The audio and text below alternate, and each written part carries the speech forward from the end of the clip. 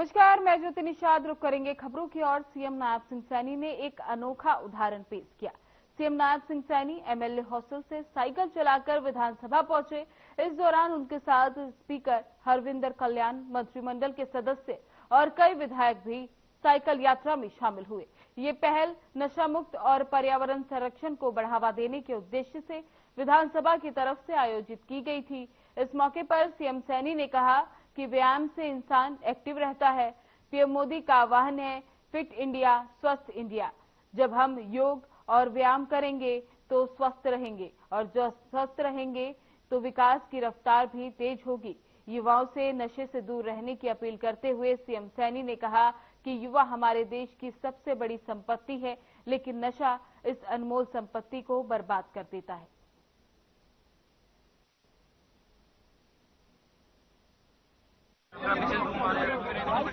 उदय हरियाणा के माध्यम से पूरे हरियाणा के युवाओं को, आम नागरिकों को नशे के खिलाफ जागरूक करने का निरंतर विभिन्न कार्यक्रमों के माध्यम से कार्य कर रही है।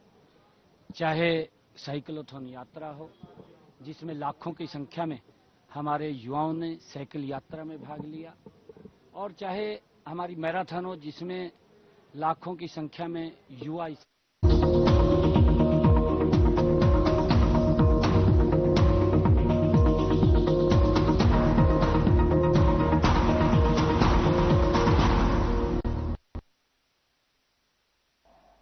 सर, इसका उत्तर है कि ड्रेन्स के विपरीत नदियों की हर मॉनसून से पहले सिल्ट निकालने की कोई योजना नहीं है। हाल के वर्ष में बार बार हो रहे भारी मॉनसून और सिल्ट के जमाव को देखते हुए नदियों की कैरिंग कैपेसिटी बढ़ाने और बाढ़ को कम करने के लिए इसी वर्ष पहली बार ये इनिशिएटिव लिया गया। सर, हरियाणा सरकार ने हमारे माननीय मुख्यमंत्री जी के मार्गदर्शन में, ये कभी भी हरियाणा में नहीं हुआ है जहां पे नेचुरल रिवर्स को डीसिल्ट किया गया है। ये पहली बार हुआ है। और इसको ये जो डिस्कशन में अब ये ले भी माननीय सीएम साहब ने अपने आगे के लिए भी अब दिशा निर्देश दिए हैं कि आगे के लिए भी अब डीसिल्टिंग जो रिवर्स की हम करेंगे एज अ पॉलिसी, उसको अब हम करने जा रहे हैं। तो एक बहुत बड़ा कदम है ये हमारे डिपार्टमेंट जो लेने जा रहा है। तो मेरे ख्याल से इसका बाकी तो रिटन आंसर आ ही गया है, लेकिन जो कोर आंसर यही है। मेरा जो प्रश्न अभी मैंने रिपीट भी किया दोबारा से कि पिछली बार खुदाई कब की गई थी। दूसरा, जो निर्देश या जो भी डिसीजन आपने लिया है मीटिंग में, वो क्या है? क्या 2-3 सालों में इसको खुदाई करने के लिए एक प्रावधान बनाया जाएगा या नहीं? अगर हम उसकी सीमा नहीं निर्धारित करेंगे आज, अभी जैसे बताया गया कि पिछले इतने वर्षों में पहली बार ये हुआ है, यानी 10 वर्षों में कुछ नहीं हुआ है, और समस्या इतनी बढ़ती जा रही है। पहले इतनी नहीं थी सर, पिछले कुछ सालों से ये बाढ़ का, जल निकासी का समस्या बढ़ी है। तो मेरा प्रश्न वहीं खड़ा है, पिछले कब खुदाई हुई थी, और आने वाले समय में क्या हर 2-3 साल में खुदाई का प्रोविजन बनाया जाएगा या नहीं, उसको स्पष्ट किया जाए। इसमें सर डीसिल्टिंग का जो काम है, इसके जो क्रिटिकल स्ट्रेचेस के अंदर काम हुआ गया है, और इसके वाटरवेज के पास 4 महत्वपूर्ण हिस्सों में लगभग 60,000 क्यूबिक मीटर सिल्ट निकालने के टेंडर इनवाइट किए गए, और 3 हिस्सों में 75% काम पूरा हो गया है। मारकंडा नदी में पानी इस बारी जल्दी आने के कारण काम को रोकना पड़ा, और इसको भी जल्द से जल्द इसको अगले टाइम से पहले कंप्लीट करेंगे। और जैसे मैंने कहा कि ये पहली बार डिपार्टमेंट ने किया है, और ये सारा अब ये जो आगे हम जो बनाने जा रहे हैं, अब ये अंडर कंसिडरेशन है कि नेचुरल रिवर्स को डीसिल्ट किया जाए। ये शायद माननीय सदस्य नहीं जानते कि नेचुरल रिवर्स को अब तक डीसिल्ट नहीं करा गया है। 10 साल में पहली बार या पहली ही बार? पहली बार हरियाणा में। श्री प्रमोद विज, श्री अशोक कुमार अरोड़ा। 65। मंत्री जी। माननीय अध्यक्ष जी, माननीय सदस्य ने जो बात पूछी है आदरणीय अशोक अरोड़ा जी ने, उसका उत्तर इस प्रकार है।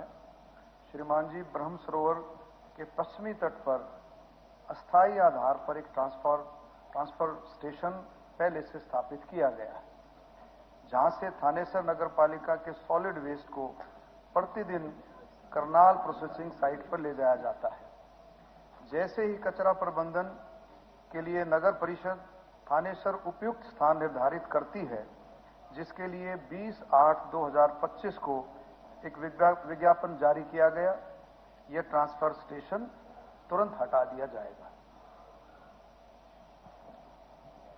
माननीय स्पीकर सर, ब्रह्म सरोवर हरियाणा प्रदेश ही नहीं, इस देश का एक बहुत पवित्र सरोवर है और हजारों यात्री रोजाना वहां पर आते हैं। और ये जो यहाँ डंपिंग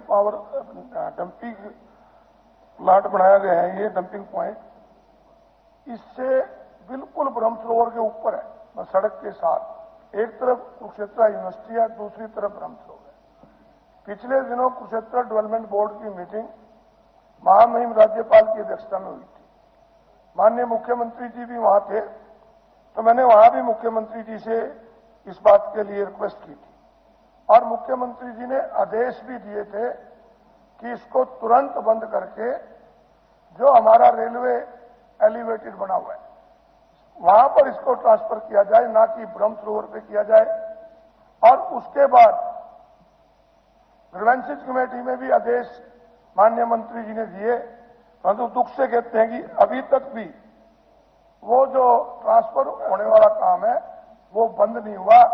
तो मेरी आपके माध्यम से मंत्री जी से और मुख्यमंत्री जी से है कि इसको कब तक बंद कर देंगे, ताकि आने वाले यात्रियों को और वहां रोजाना जो सुबह शाम सैर करते हैं लोग, उनको इस प्रकार की दिक्कत ना हो। इस बारे में मंत्री जी बताएं। माननीय अध्यक्ष जी, जैसे अशोक जी ने पूछा है अपने सप्लीमेंट्री में, जगह के लिए विज्ञापन दिया जा चुका है। जो इन्होंने साइट बताई है उसकी भी जांच करा लेंगे, और अगर कोई और साइट हो, अगर वो ठीक से नहीं लगेगी और कोई साइट अशोक जी जो सजेस्ट करेंगे आदरणीय, तो उस साइट पर उसको डंपिंग स्टेशन को ले जाएंगे। तो ये डंपिंग पॉइंट नहीं है, जैसे मंत्री जी ने खुद माना है।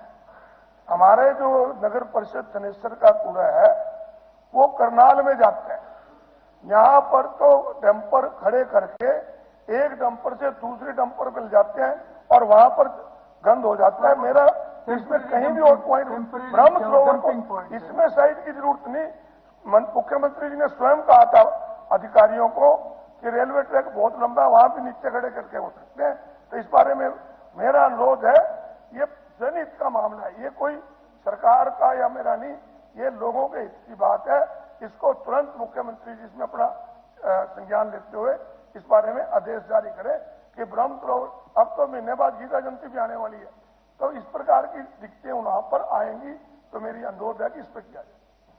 माननीय अध्यक्ष जी, माननीय विधायक जी को पूरी स्थिति के बारे में मालूम है, मिलते भी रहते हैं, वहां से बातचीत करते रहते हैं, क्योंकि ये समस्या ऐसी है। हमने एक जमीन लिया था कूड़े को डंप को लेकर, गांव वालों ने विरोध कर दिया, हमने कूड़ा भी डाला था, वो कूड़ा भी वहां से उठाना पड़ा। तो अब देख करके भी कोई जब चारा नहीं बन रहा था, क्योंकि ये सारा का सारा कचरा जो है करनाल जाता है, करनाल वहां से शिफ्टिंग करते हैं उसको। मैं माननीय विधायक जी आपसे भी निवेदन करूंगा कि आप भी देख करके, क्योंकि लोग नहीं मानते, लोग बहुत ज्यादा करते हैं। अगर ज्वाइंट वहां भी आपके कॉलोनी है, वो कॉलोनी वाले नहीं मानते, जहाँ पे रेलवे ट्रैक तो बहुत लंबा, कहीं भी करो, कॉलोनी है ही नहीं हो। आज पूरी आबादी आज ना। अरोड़ा जी विषय वैसे क्लियर है। इसमें ये हर जगह की दिक्कत है, क्योंकि अगर हम क्लस्टर के पॉइंट पे लेके जाते हैं तो कहीं एक जगह तो उसको डंप करके वहां से शिफ्ट करते हैं। पवित्र सरोवर एक्सरसाइज तो करनी पड़ेगी, सरोवर की बजाय कहीं भी कर लें। वैसे वो तो एकदम सरोवर के ऊपर है सर। माननीय अध्यक्ष जी, मैं और अशोक अरोड़ा जी मिलते रहते हैं, चाहे सैर करें चाहे कुछ करें, मिलते रहते हैं। हम आपस में चर्चा भी करते हैं। यहाँ नहीं, यहाँ लड़ने की जरूरत नहीं थी, मेरे से वैसे बात कर चलो के सामने भी उठाया और यहाँ भी उठा रहा हूँ। चलिए, तो इसको आप मान जो मैं क्या नहीं ठीक है, मेरे जिले से आते हैं। ठीक है, मुख्यमंत्री जी ने भी ठीक बोला, थोड़ा सा मुख्यमंत्री जी मेरे और भी जिले कोई से है, साइड आप मेरे देखो। शहर से है और मेरे इनकी कोटी मेरे हल्के में है, तो ये बात नहीं। परंतु मुख्यमंत्री जी मेरे जिले से हैं, मेरी बात आज तक एक भी नहीं मानते। श्री जगमोहन आनंद, क्वेश्चन नंबर 66। जी मंत्री जी। अध्यक्ष महोदय, माननीय जगमोहन आनंद जी ने जो क्वेश्चन पूछा है करनाल मेरठ रोड की हरित पट्टिका विकसित और ओवर ब्रिज की बात कही है, सीएम अनाउंसमेंट 2017 की। माननीय अध्यक्ष महोदय, जो सीएम अनाउंसमेंट 2017 की जो थी उसमें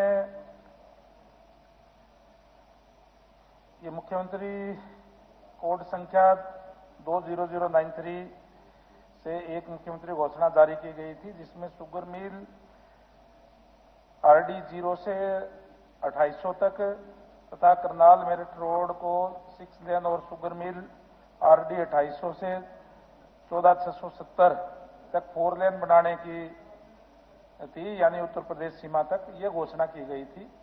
ये ओवरब्रिज की और हरित पट्टी विकसित करने की जो नहीं की गई थी, ये भी क्योंकि NH का ये रोड है, उससे NOC लेकर के PWD विभाग ने माननीय मुख्यमंत्री महोदय के आदेश से ये बनाई गई थी। और ये अभी जो रोड है ये अक्टूबर तक DLP पीरियड के अंदर है और उसके बाद में वापस NHI ही इसका देखरेख करेगा। तो इसमें कोई मुख्यमंत्री की घोषणा इस तरीके की ओवरब्रिज की उसकी नहीं थी।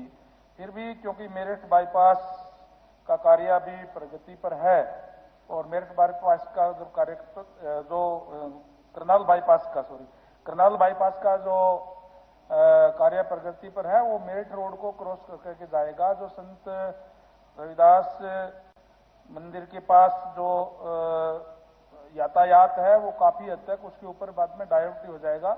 उसके बाद में ये तय किया जाएगा कि इसकी जरूरत है या नहीं है। माननीय अध्यक्ष जी,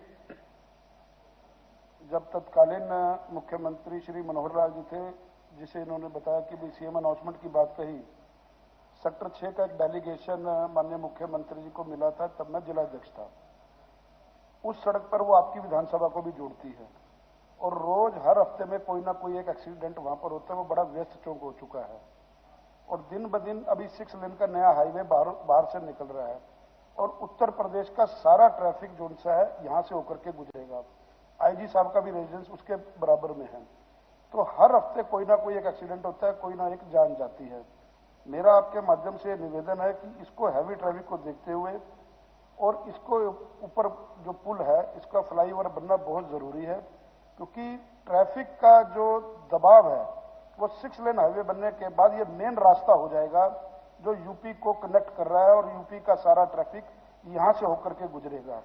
फिजिकल अगर इनकी टीम जाकर के, माननीय मंत्री जी की टीम जाकर के देखे और वास्तव में आज वहां ट्रैफिक इतना है क्योंकि रेड लाइट से वो कंट्रोल नहीं हो पा रहा, मोटरसाइकिल वाले या कार वाले या स्कूली बच्चे वो हताहत हो रहे हैं। तो मेरा एक आपसे निवेदन है आपके माध्यम से कि इसका ऊपर जो पुल है तो फ्लाईओवर वो अवश्य निर्माण हो। मंत्री जी, इसमें मैं भी जोड़ना चाहूंगा क्योंकि जैसा जगमोहन जी ने बताया, ये मेरी विधानसभा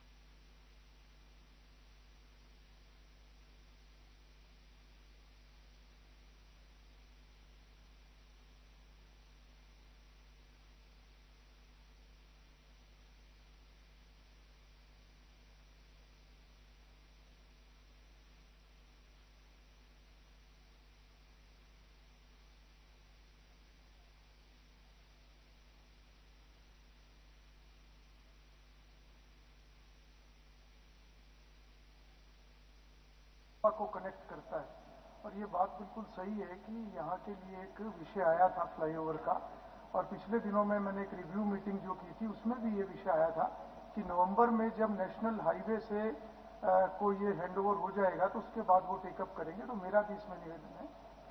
माननीय अध्यक्ष महोदय, जैसे आपने भी कहा और माननीय सदस्य कह रहे हैं, हम क्योंकि नेशनल हाईवे का है, इसलिए नेशनल हाईवे को लिख करके और इसको बनवाने का प्रयास जो है डिपार्टमेंट की तरफ से किया जाएगा। एक और जानकारी मैं देना चाहूंगा माननीय अध्यक्ष महोदय। माननीय हमारी बहन गीता बुकल जी ने कहा था कि सालावास से मतनेल रोड की हालत बहुत खराब है।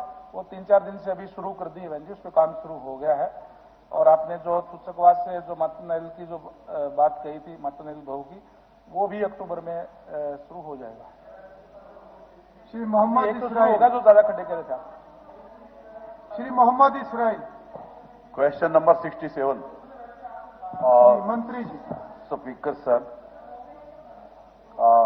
मेरे भाई ने पूछा है कि अथीन में बहु तकनीकी महाविद्यालय उटावड़ का दर्जा डिग्री महाविद्यालय के रूप में बढ़ाने का कोई प्रस्ताव सरकार के विचाराधीन है? नहीं श्रीमान जी, नहीं है। मगर मैं पूछना चाहता हूं कि भाई बहु तकनीकी विद्यालय से आप डिग्री कॉलेज क्यों करवाना चाह रहे हैं? अगर इसमें आपको कोई और बात है तो आप मुझे स्पष्ट बताएं, क्योंकि वहां पे सीट भी काफी है, बच्चे भी काफी हैं इसमें भी। फिर भी आपने कोई और ऐसी बात है या आप कुछ और बात चाह रहे हैं तो आप मुझे व्यक्तिगत भी मिल सकते हैं, और कोई बात अगर आपके ध्यान में अभी है तो आप अभी भी कर सकते हैं। स्पीकर सर, मैं जो बहु तकनीकी कॉलेज उटावड़ में बना हुआ लगभग 40 साल पहले बना था, और पिछले 10 और 15 साल से लगातार ये डिमांड हो रही है बीटेक करने के लिए हमारे बच्चों को या तो फरीदाबाद या फिर पल्ला इंजीनियरिंग कॉलेज मेवात या दिल्ली के लिए जाना पड़ता है, जहां आकांक्षी लोग हैं और लोगों के पास इतना पैसा नहीं है, बहुत कम खर्चे में अपनी पढ़ाई कर सकते हैं और डिग्री कर सकते हैं। जमीन अवेलेबल है, बिल्डिंग अवेलेबल है, तो क्यों ना इसको डिग्री कॉलेज बना दिया जाए ताकि हमारे बच्चे वहां डिप्लोमा करके और वहीं के वहीं अपना डिग्री कर सकें, बीटेक कर सकें। मेरी आपसे, आपके माध्यम से माननीय शिक्षा मंत्री जी से अनुरोध है कि ये इस कॉलेज को डिग्री कॉलेज बनाने के लिए मेरी आपसे प्रार्थना है। ये हालात को देखते हुए और ब्लॉक के हतीन को देखते हुए ये बनाया जाए। मैं आपसे अनुरोध करता हूं। माननीय मुख्यमंत्री जी से भी मैं अनुरोध करूंगा कि हतीन की अभी तक पिछले 10 साल से कोई भी ऐसी समस्या आप मुझे बताएं कि आपने 10 साल में ये किया, हतीन में बिल्कुल विकास हो, एजुकेशन हो, चलिए अभी तो इसी या नहर हो, अभी आप प्रश्न पे ही रहे। हर बात के लिए अगर ना हो और हाँ होनी शुरू हो जाए तो मैं आपसे रिक्वेस्ट करूंगा हतीन पे भी ध्यान दें। इसी प्रश्न पे रहे। चलिए, मैं तो मंत्री जी मैंने तो कहा ही है कि जो मेरे सदस्य साथी ने कहा है, इनकी जो समस्या मुझे समझ में आ गई है, और मैं चाहूंगा कि एक बार आप सेशन के बाद व्यक्तिगत भी एक बार बैठ रहे और कोई विषय भी वो भी समझ में आ जाएगा। मैं अधिकारियों से भी बोलूंगा एक बार आपके साथ बैठ के, अभी हम लोग इसमें जो रास्ता निकलेगा निकाल लेंगे, आपको परेशान नहीं होने देंगे। शुक्रिया। डॉक्टर कृष्ण कुमार। 68 सर। जी मंत्री। नहीं श्रीमान जी। सर ये आंसर नहीं है मेरे, ये तो सर इसमें ये जो रिटर्न है सच नहीं, ये ठीक है क्या? ईएसआई हॉस्पिटल सर बन नहीं रहा बाउल में? अध्यक्ष महोदय, ये जो ईएसआई के अस्पताल और डिस्पेंसरियां बनती हैं, ये हम नहीं बनाते हैं। ये ईएसआई नई दिल्ली द्वारा बनाया जाता है और वो अपना काम CPDWD से करवाते हैं। फिर भी मैंने ये पता किया था तो उन्होंने कहा है कि अभी केवल 85% काम ही पूरा हुआ है, और बाकी पूरा करने के लिए मैंने केंद्रीय जो श्रम विभाग मंत्री हैं उनसे पत्राचार किया है कि इसको जल्दी कराया जाए। केवल वहीं का ही नहीं किया है, और भी कई हमारे प्रोजेक्ट जो चल रहे हैं उनके बारे में भी मैंने उनको लिखा है। जैसे 100 बेडेड ईएसआई अस्पताल बल्लभगढ़ ESI अस्पताल डिस्पेंसरी एट पंचकूला, ESI अस्पताल at Sonipat, and construction of a building for ESI dispensary at Sonipat. Speaker sir, इसके अतिरिक्त भी हमारा विभाग उनके साथ हमने मैटर टेकअप किया हुआ है। हम 100 बेडेड हॉस्पिटल रोहतक, हिसार, अंबाला, सोनीपत और करनाल में बनाना चाहते हैं। उसमें भूमि जो हस्तांतरण का कार्य है वो तेजी से प्रगति पर है और हम चाह रहे हैं कि जल्दी से जल्दी ये बन जाए। और मेरी कोशिश है कि हर जिले में जहां पर भी लेबर का काम है, जहां पर ज्यादा डिमांड है, हम वहां पर कम से कम अपना 100 बेडेड हॉस्पिटल जरूर बनाएं। और सरकार ने पिछले सत्र में जमीन हस्तांतरण में राहत देने की भी बात की है और वो भी हम कोशिश कर रहे हैं। मैं आदरणीय सदस्य को, मुझे बड़ी खुशी है कि ये पहली बार चुनकर आए हैं और अपने क्षेत्र का ये बहुत ख्याल रख रहे हैं। ये सारे मुद्दे वहां के उठा रहे हैं और वहां की जनता को जल्दी से जल्दी फायदा पहुंचा देना चाहते हैं। मैं on the floor of the house माननीय सदस्य को ये आश्वासन दिलाना चाहता हूं कि कंप्लीट हो जाने के बाद जब हमें हैंड ओवर हो जाएगा, हम 3 महीने के अंदर अंदर इसका फर्नीचर, इक्विपमेंट और वहां पर कितना स्टाफ लगना है फंक्शनल वो 3 महीने के अंदर हम करके वहां उद्घाटन करके वहां की जनता को हम समर्पित करते हैं। ठीक। महोदय जवाब संतुष्ट। श्रीमती रेणु बाला। अध्यक्ष जी, प्रश्न नंबर 69। मंत्री। Sir, the answer is laid on the table of the House. माननीय अध्यक्ष जी, मैंने एक प्रश्न लगाया कि जो हमारे हल्का सा ढोरा में गांव पड़ते हैं, खानूवाड़ा, चिंतपुर, मलिकपुर, बांगर, रुकाड़ी, बसातियावाड़ा, धर्मकोट, दरियापुर जैसे अनेकों दर्जनों गांव जो सोम नदी के प्रकोप से, बाढ़ के कहर से इन गांवों में पानी से बहुत ज्यादा बुरी हालत हो जाती है और काफी ज्यादा लोगों का नुकसान भी होता है।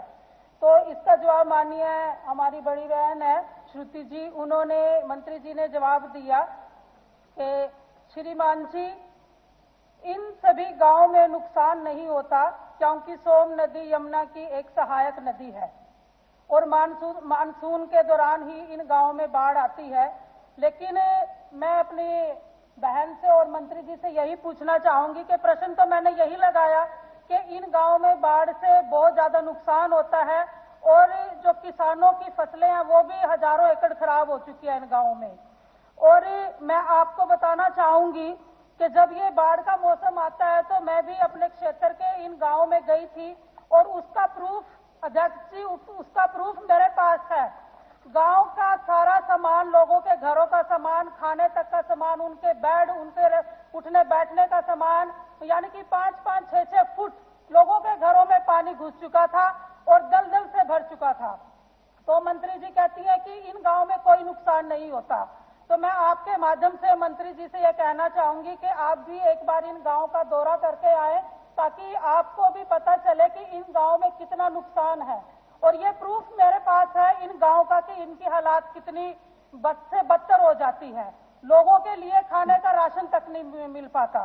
तो मेरी आपके माध्यम से सरकार से और मंत्री जी से यही मांग है कि इन गांव में जो सोम नदी का बांध टूटता है उनको पक्का करा के मजबूती से कराया जाए ताकि वो सोम नदी का पानी इन गांव में ना घुसे, ताकि जनता को राहत मिल सके। जी मंत्री जी। सर, इस उत्तर में ये है कि सोम नदी यमुना की एक ट्रिब्यूटरी है और मॉनसून के दौरान वहां पे कई जो गांव है वहां पे दिक्कत आती है। मॉनसून, नॉन मॉनसून में वो सूखी रहती है और इसके लिए जो ख पार्ट जो है, जो बी पार्ट आपका जो आंसर है, विभाग सोम नदी के मॉनसून के पानी का उपयोग करने के लिए कई प्रपोजल्स पर काम कर रही है और उसके बाद यह समस्या पूरी तरह से हल हो जाएगी। आपने वो नहीं पढ़ा बहन जी कि वो इसके ऊपर काम कर रही है, इरिगेशन डिपार्टमेंट काम कर रहा है। और मैं आपको इसके प्रपोजल्स के बारे में भी बता देती हूँ कि एक वाटर बॉडी बनेगी मलिकपुर बंगर में 100 एकड़ की, जहां पे पंचायत ने प्रस्ताव ऑलरेडी दे चुके हैं। वो काम कंप्लीट होएगा जून 26 में। 2 बराजेस बनेंगे, आदि बद्री और सोम बराज, और ताकि जो पानी जो है वो रेगुलेट हो अच्छी तरह से हो सके, रिवर का फ्लो ठीक आ सके, फ्लडिंग मिटिगेट हो सके, और एक डैम का स्टोरेज स्ट्रक्चर बनेगा। तो ये सारा की सारा जो है ये डिपार्टमेंट इस पे लगा हुआ है।